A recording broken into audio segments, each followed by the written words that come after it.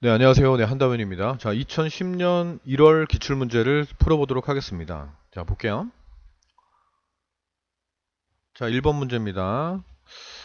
스택 연산에서 데이터를 삽입하거나 삭제하는 동작을 나타내는 연산으로 바르게 나타낸 것은, 요거는 문제가 출제된 적이 있는데 이런 형식으로밖에 출제가 될 수 없습니다. 되지 않습니다.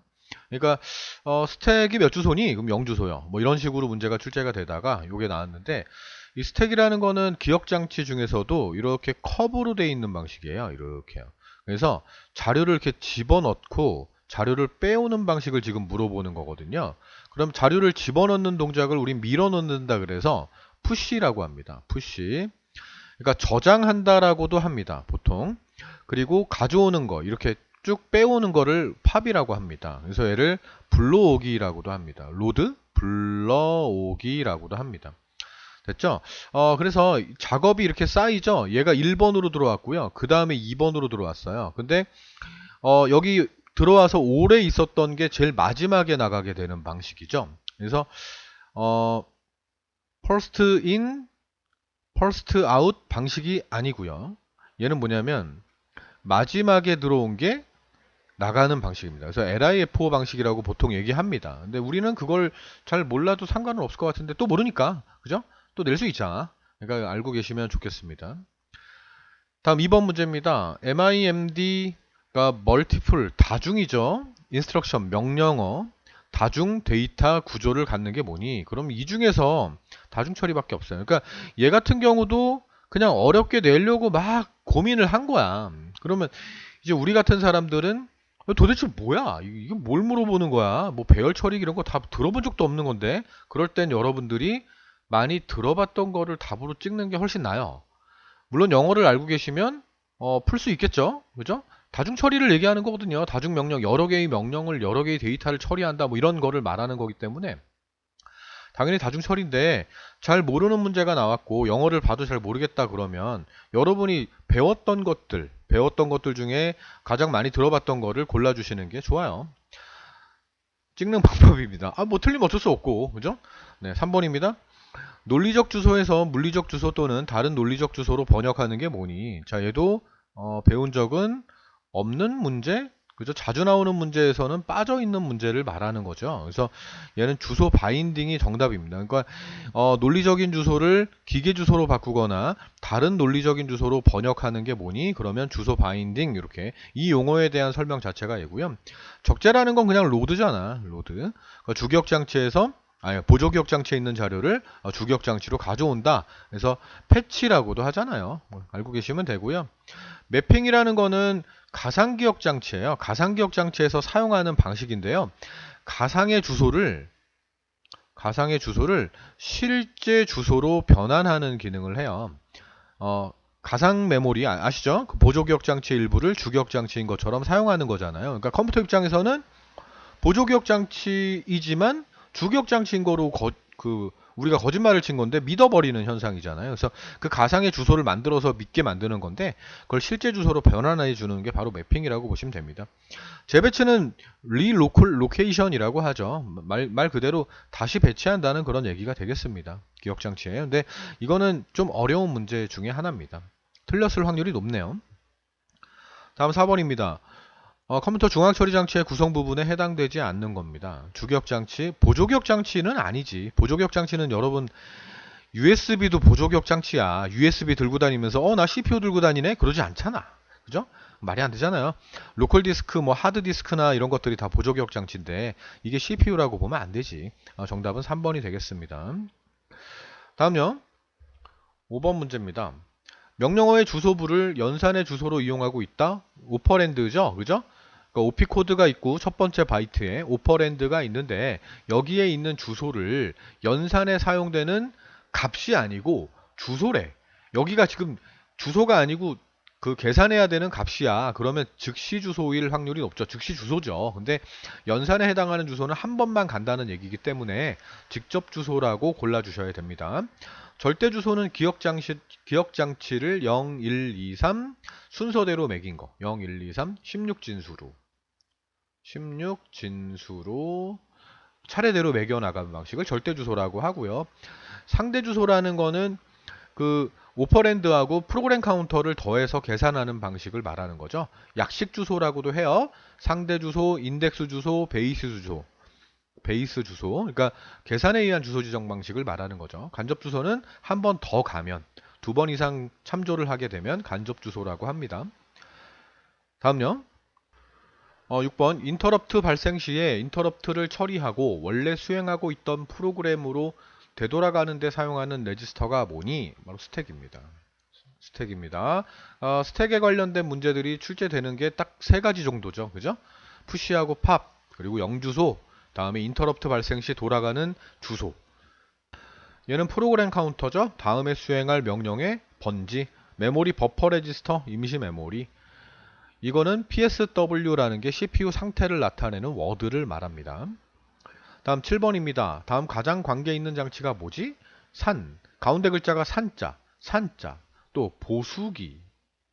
뭐 이런 게 있죠? 그래서 산수, 그죠? 수학, 연산장치죠. 연산장치입니다. 다음 8번입니다. 전원이 꺼져도 내용이 그대로 저장되어 있다. 비휘발성을 묻는 거죠. 휘발성 메모리 뭐밖에 없다고? 휘발성 램밖에 없다고. 램. 자료가 날아가 버려. 그죠? 그 외에는 다 비휘발성이잖아. 그죠? 그럼 얘밖에 없네. 플래시 메모리가 뭐예요? EEPROM의 일종으로 디지털 카메라나 MP3 플레이어의 메모리로 사용되는 것은 그러면 플래시 메모리 이렇게 고르면 되죠. 전기적으로 자료를 지웠다 썼다 하죠. 그럼 자외선으로 하는 건 뭐야? EPROM이죠. EPROM. PROM은 뭐예요? PROM 한 번만 기록할 수 있죠. 절대 기록할 수 없는 게 뭐였어요? 마스크롬. 한 번 기록하면 절대로 지울 수 없어요. 다음 9번입니다. 누를 때마다 요거만 봐도 이제 막 웃음 나오지, 그지? 온, 오프가 교차되는 스위치를 만들고자 할 때 사용하는 거. T 플립플롭. 플립플롭의 종류에 해당하지 않는 것은 이렇게 나올 때도 있죠. 그죠? JK 플립플롭에 00이 들어갈 때는 변화 없음. 11이 들어가면 반전, 전상태 보수. RS 플립플롭은 둘 다 1이 들어가면 허가 금지, 불능, 부정. 됐죠? 다음요. 10번. 한두 개의 대규모 집적 회로 칩을 중앙처리 장치에 해당하는 부분을 내장시켜서 기능을 수행하는 게 뭐니? 장치인데 징치라고 돼 있네. 네, 수정하겠습니다. 네.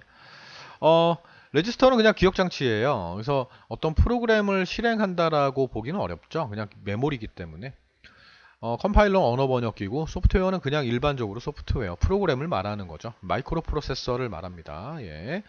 전기적인 장치에 칩으로 들어가 있는 거죠. 전기밥통이라든지 냉장고라든지 뭐 이런 것들에 들어가 있죠. 다음 11번입니다. 페리티 검사, 뭐 할 때 쓰는 거죠? 에러를 검출할 때 쓰는 거예요.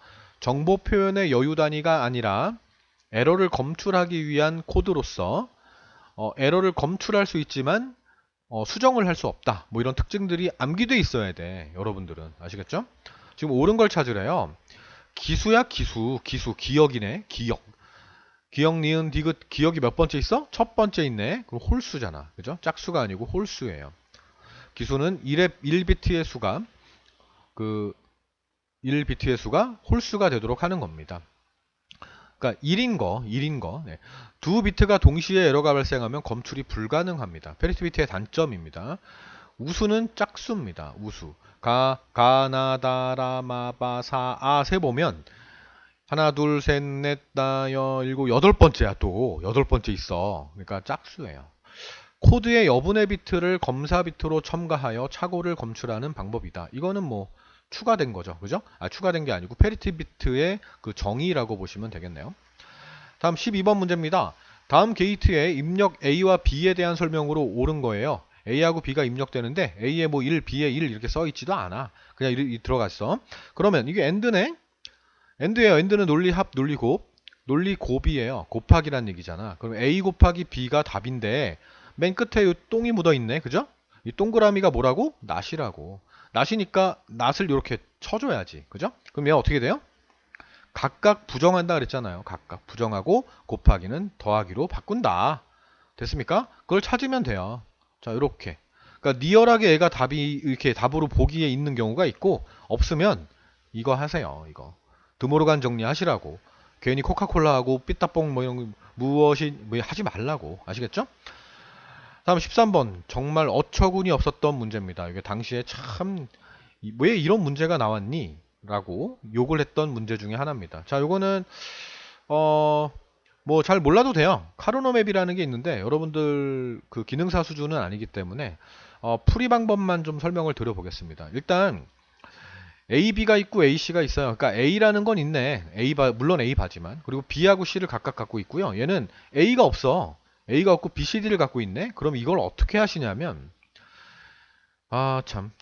그냥 설명만 드릴게. 자, A, B 있고 더하기 A 바 C 있고요. B, C, D가 있어요. 그러면 뭔가를 어, 좀 간편화 시키려면 일단 얘를 기준으로 잡아야 돼. 그러니까 얘는 공통점이 없어. 공통점이 없어요. 얘는 공통점이 있긴 있어요. 근데 C로 묶어주기에는 얘는 단순화 시킬 수가 없어. 그래서 어떻게 하냐면 여기다가 어차피 우리 A 더하기 A 바가 1이잖아. 우리 그 불대수의 정리에서 배웠잖아. 그러니까 여기다가 B, C, D에다가 곱하기 A 더하기 A 바를 해버려요. 그러면 얘가 어떻게 나오냐면 이렇게 곱하죠. 그러면 A, B, C, D가 되고요. 또 이렇게 곱하면 A 바 B, C, D가 돼요. 그럼 나머지 얘들을 여기다가 넣어줄게. A, B 그리고 여기다 넣어줄게. 요 A, C가 있으니까 A 바 C 이렇게 있어요. 그러면 간편하게 묶어버릴 수가 있어. 자, 여기에 두 개하고 두 개가 있네. 그럼 얘를 A, B로 묶어버리는 거야. 그럼 여기 1은 생략돼 있잖아요. 자, 지금 얘기 듣다가 이해 안 간다 그럼 버려요. 이 문제 버려요. 나올 이유가 없어요. 자, 일단 A, B 한 다음에 여기 1이 남았잖아. 그럼 1 더하기 A, B가 이게 가출했잖아요. 그리고 C, D가 남았어. C, D 이렇게 하면 돼. 그 더하기 하고요. 또 얘도 마찬가지야. A바하고 C가 있네. 그럼 A바 C를 이렇게 딱 밖으로 가출시키고 B, D가 남았네. B, D. AC가 있었는데 가출했어. 그럼 얘는 원래 곱하기 1이 생략되어 있는 거랑 같잖아요. 그럼 이렇게 하면 돼. 그럼 얘는 뭐야? 얘는 뭐 어떤 상태이든 상관이 없어. 더하기 1을 하면 우리 불대수의 정리에 의해서 얘 자체는 1이 돼요. 얘도 마찬가지로 1이 돼요. 그러면 AB 더하기 A바 C가 돼요. 그러니까 AB 더하기 A바 C. 그럼 나번이 되는 거야. 아시겠죠? 아시겠죠라고 물어보는 것도 참 저기 민망해. 이런 문제가 출제된다라는 자체가 욕 뒤질나게 먹었을 거예요. 그때 말을 좀 제도 욕을 많이 먹었을 겁니다.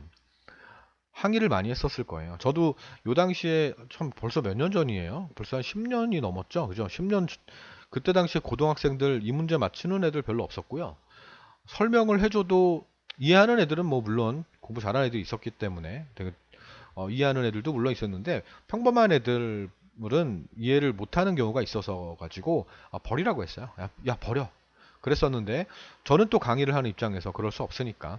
자, 일단 얘를 가지고 여기 있는 것들을 좀 이용해서 만들어야겠다라고 생각을 하세요. 그래서 풀어내는 방식이라고 생각하시면 되겠습니다. 자, 그냥 넘어갈게요.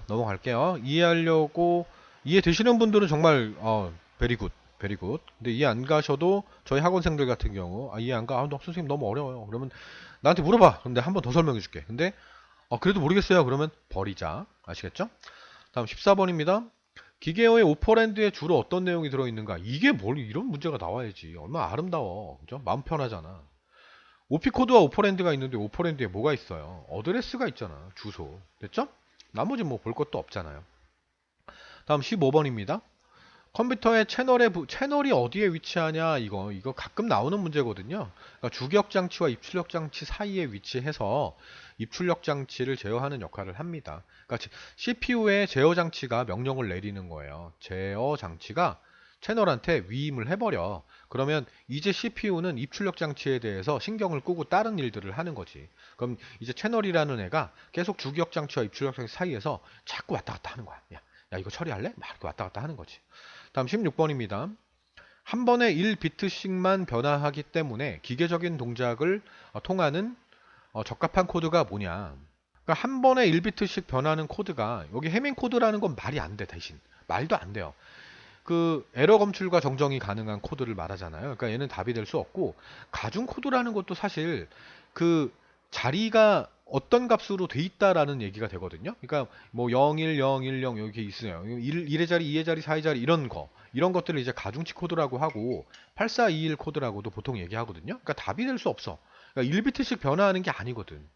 3초가 코드도 원래 값에 더하기 3을 하는 그런 코드를 말하는 건데, 얘도 에러 검출할 때 사용하기도 하고요. 비가중치 코드의 대표적인 코드라고 보시면 돼요. 그래서 얘밖에 없어요. 그러니까 우리가 이게 바꿀 때 왜 이 1비트 그냥 내려오잖아. 이진수를 그레이 코드로 바꿀 때 맨 왼쪽에 있는 거 하나만 내려오고 옆에 있는 것끼리 이렇게 이웃한 것끼리 XO와 연산을 하잖아요. XO를 해서 같으면 0, 다르면 1을 하잖아요. 그래서 다르니까 1 내려오고. 그러니까 1비트씩만 변화하는 거지. 그러니까 XO와 연산을 해서 1비트씩 변하기 때문에 그냥 그레이 코드라고 보면 되고요. 어려운 문제고, 이 그레이 코드의 특징을 좀 알아야 돼요. 지금 이 특징뿐만 아니라 비가중치 코드라는 거, 그리고 아날로그 디지털 상호 변환 코드라는 거. 됐죠? 네, 여기까지만 일단 아시면 되겠습니다. 네. 다음 17번이요. A 값에 1010이 들어있대요. 1010이 들어있대요. 이게 뭐예요? 이거 낫이잖아. 낫이면 어떻게 바뀌어? 거꾸로 써야 되죠. 1은 0으로, 0은 1로. 그럼 0101이 됐어요. 0101이 쭉 이렇게도 가고 이렇게도 가네. 접점이 있으니까. 그럼 여기 0101이 왔다고 쳐요. 왔습니다. 자, B에는 똑같네. 0101이 들어가고 있네요. 그럼 010이라고 0101을 AND를 하게 되면, AND는 원래 둘 다 1일 때는 1이고 나머진 다 0이잖아. 그러면 00, 그러니까 똑같은 결과야. 0101이 나와. 근데 여기 낫을 만났네? 낫을 만나면 또 어떻게 돼요? 거꾸로 1010이 되는 거지. 됐죠? 그런 다음에 요게 또 AND를 한대. 요 0 빼고, 이 낫 빼고요. AND를 하게 되면 둘 다 1일 때만 1인데 다 겹치지 않거든? 그러니까 다 0000이 나왔어요. 근데 낫을 만났네? 낫을 만나면 거꾸로 쓰니까 1111 이렇게 만들어지는 거지 뭐. 됐습니까? 예, 다음요. 예, 다음 18번 문제입니다. 컴퓨터의 CPU에서 하나의 명령을 실행하기 위해 이루어지는 동작 단계를 바르게 나열한 것은 이라고 되어 있습니다. 패치라는 거는 제가 가져온다 그랬죠? 패치라는 건 명령어를 일단 가져와야 돼. 그럼 명령어를 가져왔어.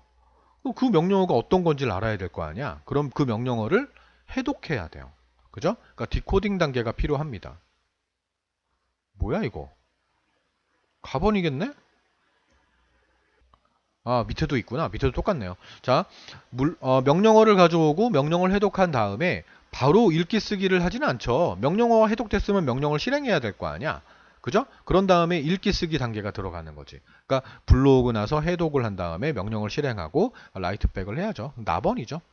네, 저는 이거만 봤어. 패치 사이클 한 다음에 바로 실행할 수 없거든요. 명령을 가져왔는데 해독을 안 했으니까 이건 아니거든. 얘는 어떻게 명령어도 없는데 무슨 해독을 하고 있어? 말이 안 돼요. 그러니까 둘 중에 하나인데 명령을 먼저 실행하고 기록하고 돌려보내고 뭐 이런 겁니다. 다음 19번입니다. CPU에서 처리된 데이터나 기억장치에 저장된 데이터들이 전달되는 양방향 전송 통로가 뭐니? 버스죠? 버스입니다.